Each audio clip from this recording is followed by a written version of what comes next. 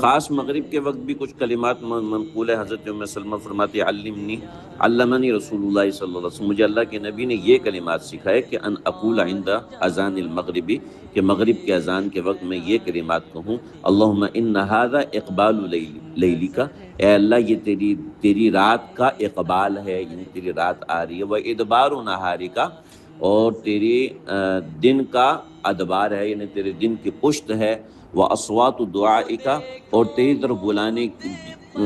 طرف بلانے والی آواز کا وقت ہے.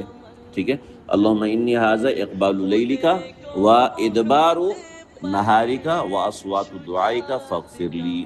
یہ یعنی مغرب کے خاص مغرب کے اذان کے وقت وہ تو دعائے وسیلہ اپنی جگہ پر ہے، مگر اذان کے بعد عند اذان المغربی اذان کے بعد یا اذان سے پہلے یہ کلمات کہہ دے. ٹھیک ہے جی، اللہم ان ھذا اقبال لیلک و ادبار نہارک و اصوات دعائک فاغفر لی، یہ کلمات. نظر ڈھونڈتی ہے دیار مدینہ